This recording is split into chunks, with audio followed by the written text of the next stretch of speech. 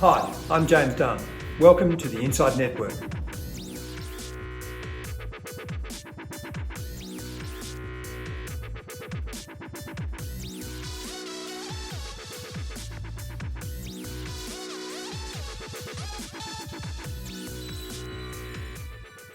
Welcome to INDepth. My guest is Alfred Chown, Managing Director of Energy Technologies Limited. Welcome, Alf. Thank you very much. Alf, take us through the businesses of Energy Technologies and how those businesses began and how you got involved with them. Right, look, Energy Technologies got a fairly long history. We originally started out manufacturing overhead line fittings through a company called Dunn Power, which we subsequently sold in 2011, and then we've invested since then in band-back wires and cables in 2012. And that's the main focus now of Energy Technologies, is in bringing an Australian manufacturer up to speed and being able to provide mainly specialised products in niche markets to the large contractors as well as large users such as defence and so on. So focus of Energy Technologies at the moment is very much on building up the band-back wire and cables business and then using that as a springboard to go into other investment opportunities, mainly in in manufacturing in Australia, in more specialised areas, not commodity products, and then trying to adapt various modern technologies. The buzz phrases like Industry 4.0 and those sorts of things at the moment, advanced manufacturing, applying those methods and technologies to manufacturing in a regional setting. We've got a strong belief that manufacturing should be in regional settings as opposed to big cities. The reason for that is that if you go around the world and look at where most factories are located, they are located in regional cities, not in Chicago or New York or Hamburg. They are more likely to be in smaller satellite towns around the bigger centres. So that's our philosophy. The aim, of course, at the moment is we really have to get band-back wires and cables operating to the levels we believe it can operate to, taking it from its fairly small revenues of around about 14 million or so annually, up to the 20, 30, 40, 50 million dollars of revenue. And during that journey, we'll be looking at other downstream or upstream add-ons that we can do that either add value to the products we're making or go into other areas, but still in the electricity supply industry field. So where do the cables that you make go to? What industry sectors use them? Yeah, so the cables we're making currently are mainly to the road and rail infrastructure sector, so a lot of rail signalling cables and a lot of road traffic cables for traffic lights and so on. There's a lot of ancillary cables for those, so as soon as you get into railway stations, well then you've got a lot of cables that need to be fire rated or low smoke, zero halogen cables, so non-toxic cables. And that covers a vast array. So when we talk about rail, you have cables in rail applications that of course will go in buildings and everything else as well. But that's our focus. The roads is again a different space to be in, but very, very high demand for these products has currently and has been for the last few years, and we expect to be in the future. We're also putting a lot of effort into defence. Band-back itself started out in 1936, and probably its major achievement was during its years was when it supported the Australian Imperial Forces in the Second World War, and supplied a lot of cables not only to the Australian Navy and Army, etc., but also to the US forces that were stationed throughout the Pacific. So they've got a history in that and always has been a supplier to the defence establishment, but we're really trying to ramp that up now with supplying especially to the Future Submarine Project, as well as to the frigates and patrol ships, etc. There's a whole raft of new products we've got about to come on stream that will be applicable to those industries, we're talking to those the various contractors, the primes that have got those contracts at the moment to build that, and working with them, making samples, designing new product and so on and so forth. So that business is still to really happen. We've got some orders, probably $500,000 of orders over the last year for those sorts of products, for samples mainly, but when that ramps up, that will be another part of the business that we expect will grow to, between the $2 to $7 million a year of annual sales for defence, especially Navy related products. We are supplying to the Land 400. The Land 400 being? Land 400 is a defence program where it's basically all the vehicles, etc., so armoured vehicles and so on, and tanks, etc., that are trying to be built in Australia, and that's the Land 400 program. So we're supplying to some other subcontractors that are supplying to the large primes. Rheinmetall is one of the big builders up in Queensland, and our cables are going into some of the trucks, etc., the armoured trucks and that they're building up there. So, yeah, so we're heavily into it, but it's still very, very early days on that side, and there's a lot of scope to grow that. Outside that, energy, so mainly cables for solar applications. It's an area that Bambac was very involved in back when we bought the business. The standards changed, the specifications changed, and Bambac at the time never went with it. When we took over the business, we did not proceed with that because at the time the standard was different. Now it's been changed again, and now we're in a position where we can manufacture all those cables. So we've got that product about to roll out as well. So each of these sectors, new products, there's about 6 in all that we've got that are ready to go.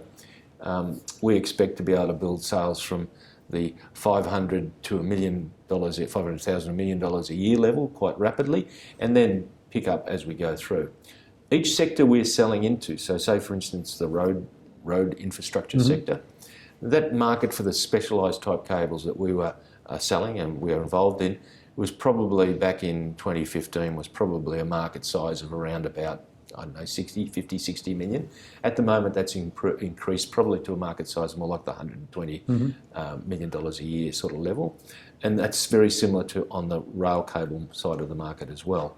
So we're coming in at a good time, I believe, because we're not trying to steal business from other people generally. We're basically our growth is coming out of the growth of the market itself, which is easier. That will have a finite end to it. There will be a time when we get from our sort of fairly limited 1 or 2% of the market at the moment that we're supplying, where we build it up to, I believe we'll be easily able to get it up to the 5 and 10%.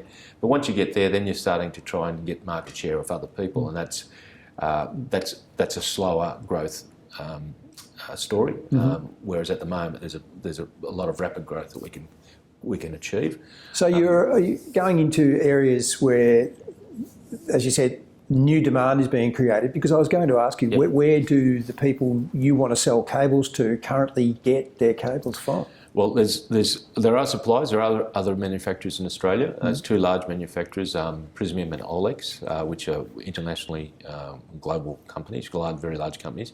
Their manufacturing here is limited to the extent that over the past years they haven't invested heavily in plant here. They've actually moved operations offshore and taken it to the various larger factories that they've built, very modern new factories built in China, Indonesia and these places. So the amount of manufacturing going on here tends to be more limited to what I'll call building wires, so it's for the more commoditised products.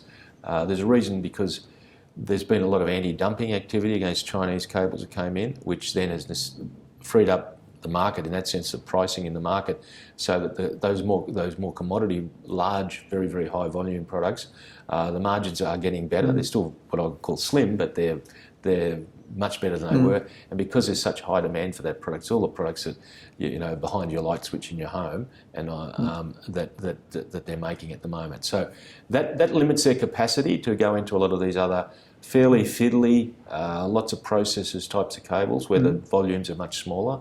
So typically for a rail project, you might have 1,500 metres of one cable, 2,000 metres of another.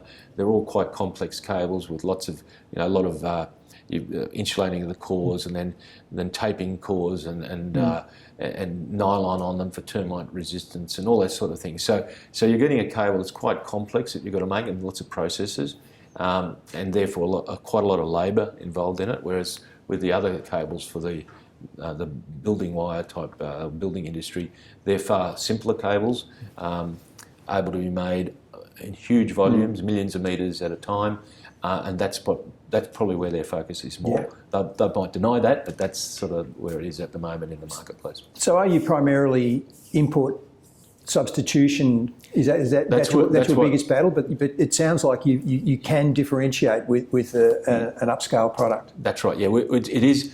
A lot of it is against imports. There is still, still got your two main manufacturers. There's a couple of other manufacturers as well that are not really in those markets. One tends to be a little bit in and out, but we're the one that's really focused on those markets. There's and then one other company down in Port Melbourne called Tricab that's a fairly large operation too, that we're competing with regularly on these things. So, but against all that, the local manufacturer it probably covers about half the market, and the rest is importation from mainly China, some from Europe, fair bit from Europe still, and of course there's rising imports from from India at the moment.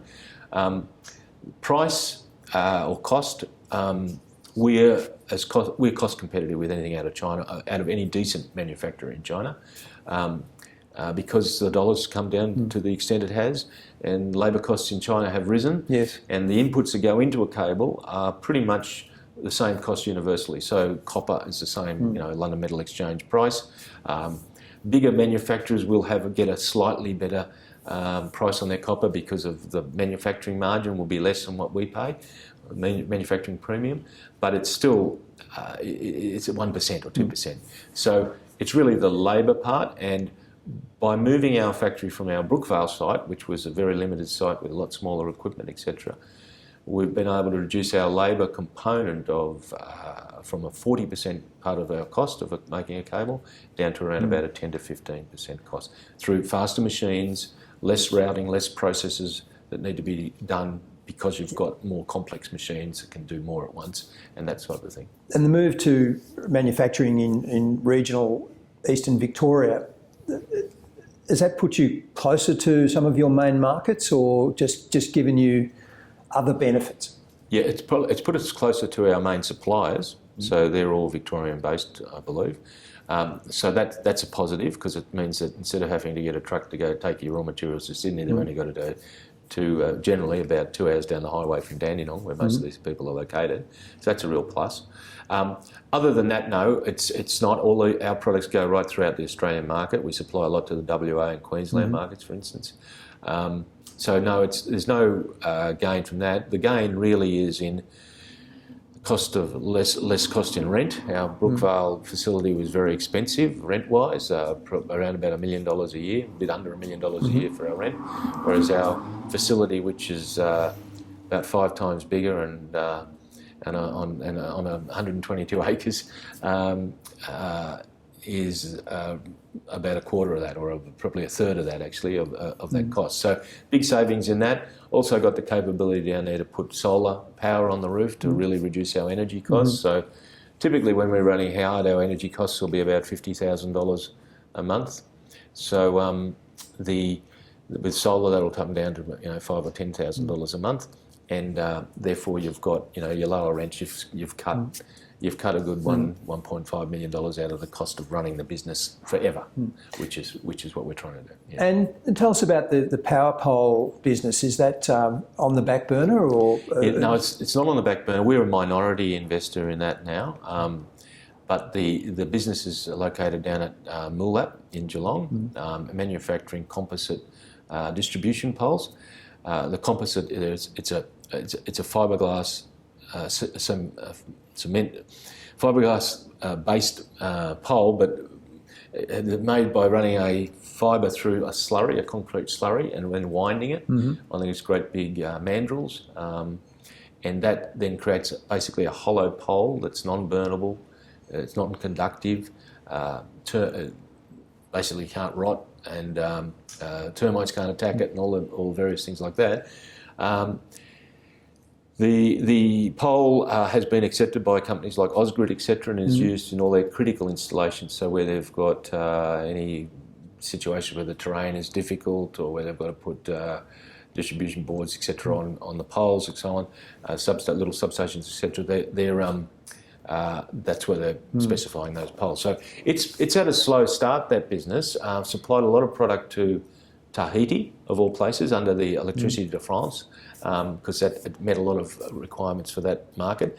But I think it's taken a while to get the product absolutely right. But as it stands today, really it's poised to probably become the product of choice for all electricity distribution in Australia, and just taking time for governments and the industry itself to get their head around actually really pushing to have that put in place. But because it's non-burnable and because it's easy to transport, it's non-conductive, which is really important. It hasn't got any, like concrete poles have got steel inside them, so reinforcement steel. So, the traditional wooden pole was ideal, but they're very hard to get and they're getting more expensive, and you've got to keep maintaining them. So the Dulhunty pole, I believe, will ultimately win out, but it's been a long journey. Alf, thank you very much. Thank you.